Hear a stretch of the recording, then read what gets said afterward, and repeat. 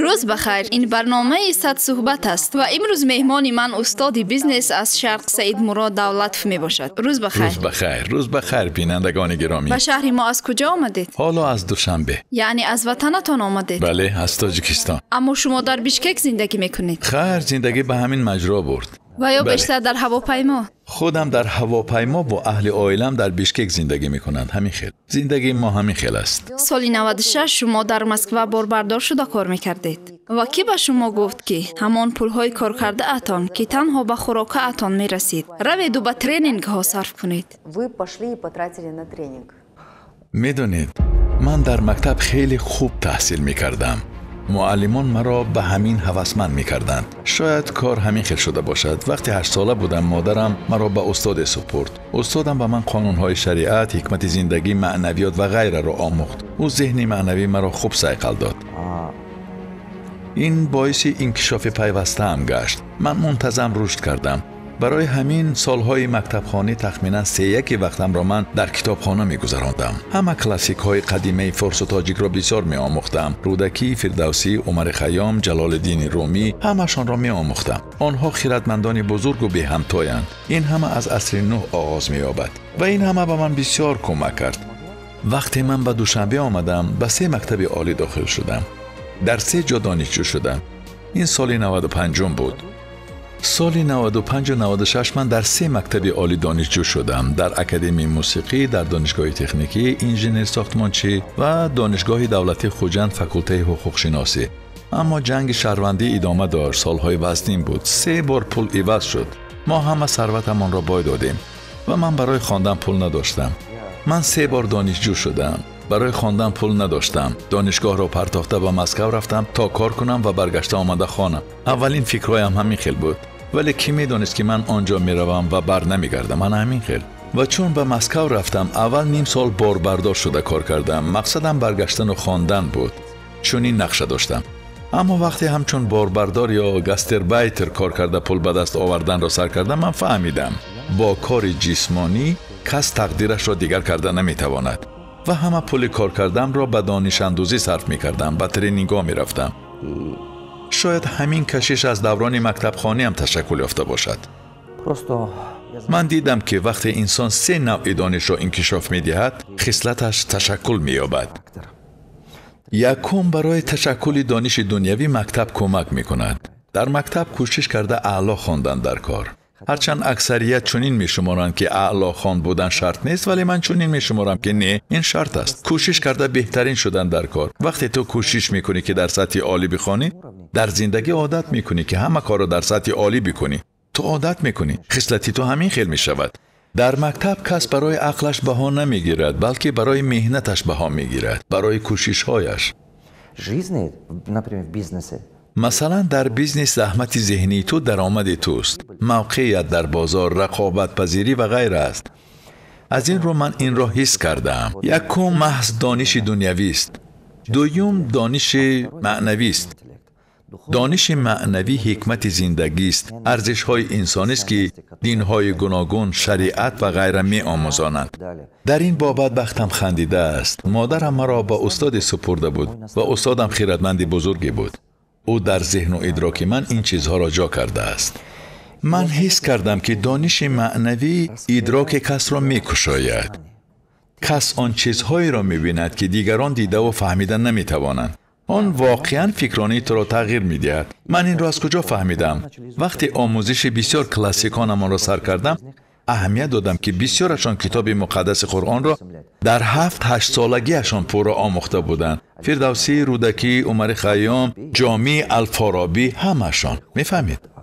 همشان تا 10 سالگی تا 15 سالگی این کتاب مقدس را پر از خود میکردند و این ذهن کس را میکشاید. من این را اکنون خوب فهمیدم. در کودکی نمیفهمیدم، حالا باشد درک میکنم.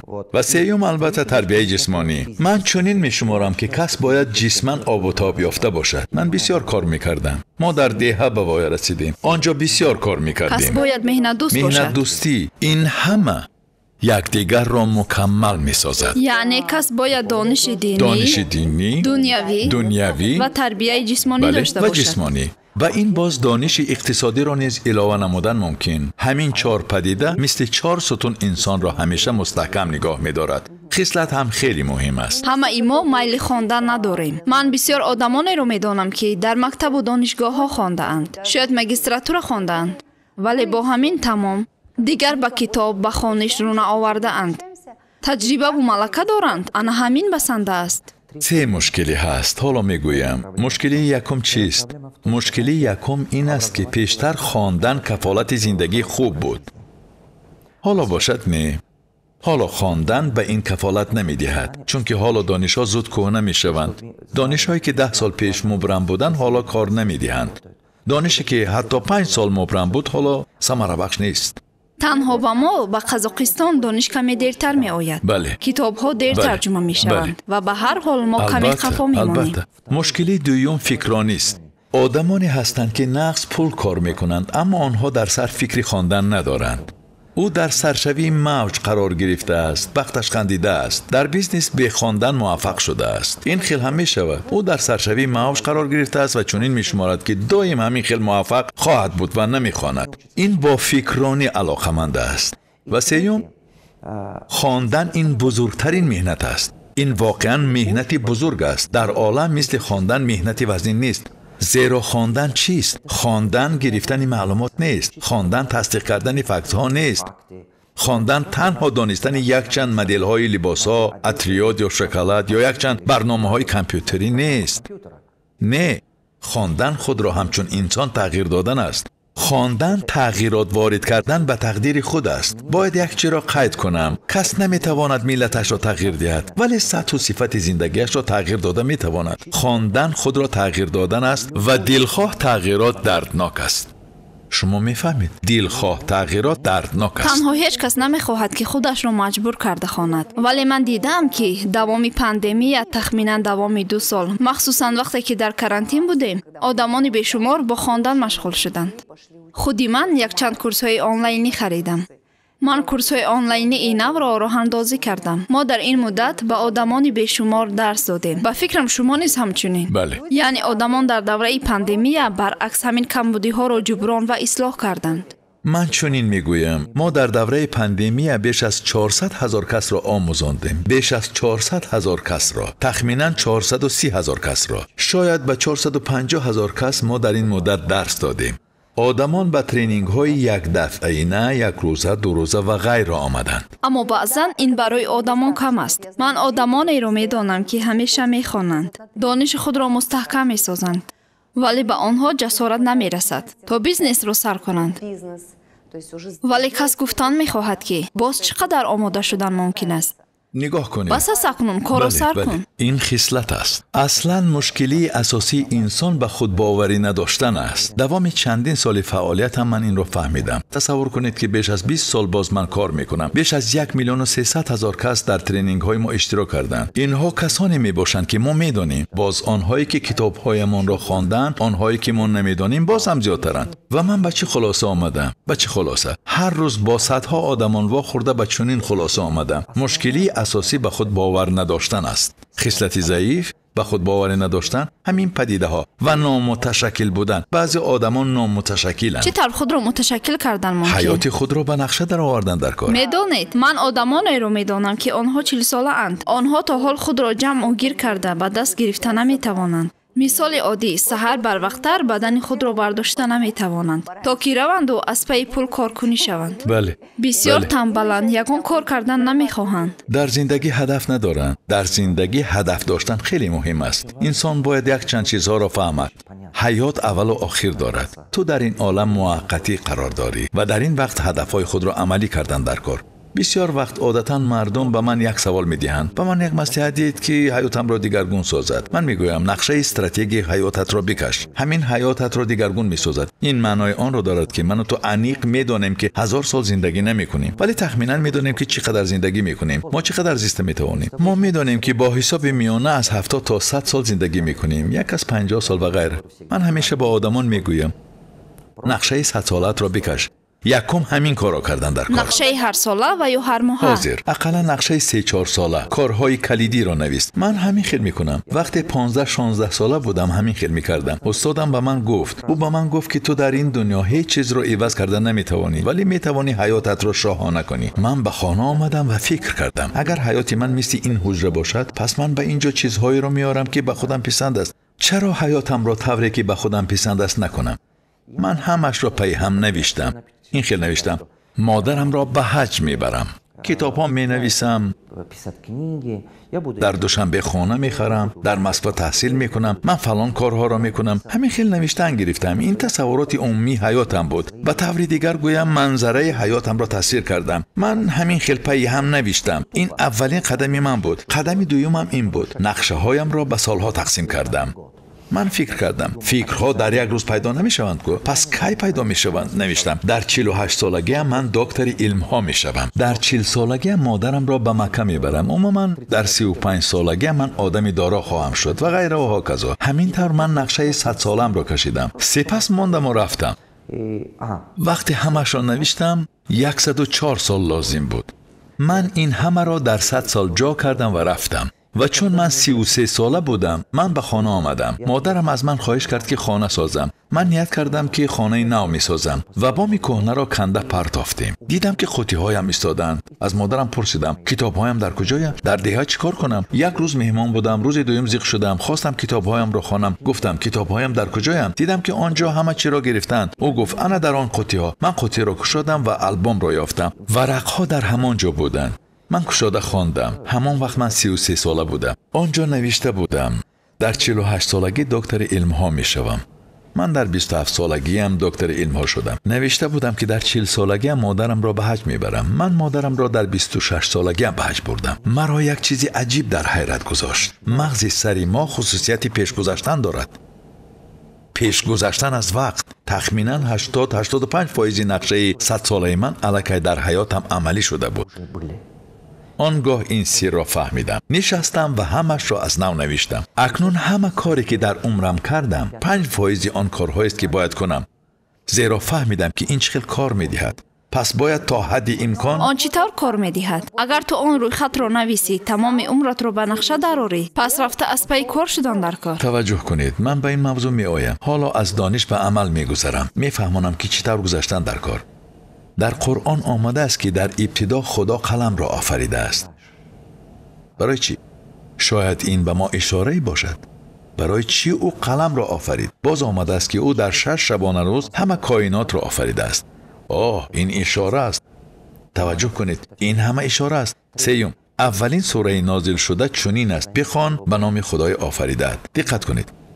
من این همه را آموختم، تحلیل کردم. جنبه مثبت من آن است که هم علم‌های دینی و هم دنیوی را آموختم و فهمیدم که آنها چطور کار می‌دهند. آنها خوب کار می‌دهند. این معنای آن را دارد که قلم را گیرید و نوشتن را سر کنید. این همه را تشکل می‌دهد. همین که نوشتن را سر می‌کنی، قدم به قدم پیش رو. هدف بزرگ گذاشتن در کار تا درباره منظره عمومی تصورات داشته باشی. منظره عمومی حیات خود. اصلاً کس باید هدف بزرگ داشته باشد تا منظره عمومی را تصور کند. وقتی منظره عمومی را تصور می‌کنی، بعد قدم‌های خرد گذاشته پیش می‌روی. دلخواه قدم خورد باوری را زیاد می کند. بعضا به آدمان توصیه می دهم که هر شام از 5 تا 10 کاری را نویسید که امروز کردید.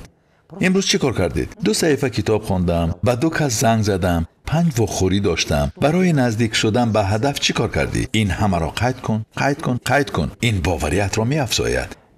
نتیجه های خرد به دستاری آن باوریت را تا زیادتر می کند. تو را روح بلند می سازد. وقتی من این همه را بار دوم در سن 33 سالگی هم نوشتم، حالا 43 سالم، 10 سال پیش. بعد به این یک چیز را علاوه کردم. من نوشتم که به من کدام ملکه ها در کارند تا به همه هدفهایم رسم. بعد نوشتم کدام ملکه ها به من در کارند. خوب روی خط کردم یک چند ملکه ها. بعد نوشتم در این عالم کی به من میتواند استاد شود؟ از کی میتوانم رفته کنسولتاسیا گیرم؟ از کی میتوانم رفته پرسم؟ در کجا میتوانم آموزم؟ من روی خط استادان ماهی را ترتیب دادم و این همه را تغییر داد. و همان آدمان در حیاتتان پیدا شدند. البته بشبه. شاید حالا با آنها دوستید؟ البته من نامی 20 آدم را نوشتم که میخواستم با آنها واخورم، مشورت کنم و غیره. 14 کسی آنها با من در تماسند. رقمهای تلفنشان را دارم. این همین خیلی کار میدهد. این در ذهن کار میدهد و یا این خود را به همین آماده کردن است؟ حالا میگویم. میدانید وقتی کس این کار را میکند در این باره پیوسته فکر میکند. انسان در آخر همان چی را به دست میآورد که فکر میکند و در حیات کس آنچه پیدا میشود که او میفهمد. او به حیاتش آنچه را که نمیفهمد آوردن نمیتواند. تنها گپ در آن است وقتی او در این باره فکر میکند و در این باره مینویسد، همینطور او خریطه فکرانیش را میکشد مثل ترافرید و او دیدن را سر میکند، تصور میکند. او آینده خودش را میبیند. تومن گوب میشود. تمام. در داخلش آتش در میگیرد. آتش را در 40 سالگی افروختن ممکن است؟ در 60 سالگی هم ممکن است. من شاگردی دارم، حالا به شما نقل میکنم. او در مسکو خواندن را به انجام رساند. 4 روز پیش به تاجیکستان آمد. آن زن 66 ساله بود. در دست 17 دفتر کانسپکت های درسی مرا داشت. 17 دفتر. او در یوتیوب قریب همه درس‌های مرا گوش کرده است. 17 دفتر کانسپکت کرده است در 17 دفتر، در دفترهای عمومی قفس. در 64 سالگی بیزنس کشاد. حالا او 66 ساله است. مصالح ساختمان برای قسم بیرونی بناها استحصال می‌کند. حالا او با خوانش سالانه من شامل شده است. زنی 66 ساله. من از چنین کسان با وجد می‌آیم. به او گفتم شما برای من استادید. او گفت چرا استاد؟ من پیشتان برای درس می آیم. من گفتم نه، شما برای من استادید، زیرا در این سن و سال کار میکنید. گپ در چیست؟ گپ در آن است که انسان اگر فهمد که عمرش به آخر رسیده است، پس میارزد که خواندن را بس کند. شما میفهمید؟ انسان اگر فهمد که عمرش به آخر رسیده است، پس میارزد که خواندن را بس کند. یعنی تا دمی که زنده ای باید بخوانی، ناامید نباشی. اگر خواندن را بس کند، پس اعتراف کرده است که عمرش به آخر رسیده است. و این خیلی بد است. اما وقتی انسان میخواند، امیدش گم نمی شود. امید باشد، معنویات دارد. دوستان همیشه تشنه دانش بودن در کار. این خیلی مهم است و سپس برای از دانش به عمل گذاشتن جد و جهد باطنی در کار. میارزد که کس در این باره پیوسته فکر کند، دیرتر پخته می شود. معلوماتی است که تو را آرام نمیگذارد. به انسان چی نیرو میبخشد؟ فکر نیرو میبخشد. فکر نیروی بزرگ میبخشد. اگر در سر انسان فکری درست پیدا شود بس است. تنها فکری درست و محیط. اگر انسان دانش دارد ولی هیچ کار نمی کند، من میگویم که باید در حال محیطش را تغییر دهد. برای آنکه در اطراف اون نیروی بازدارنده بیشتر است. آدمان تنبل، ترسانچک، روح افتاده و ناامید و غیره.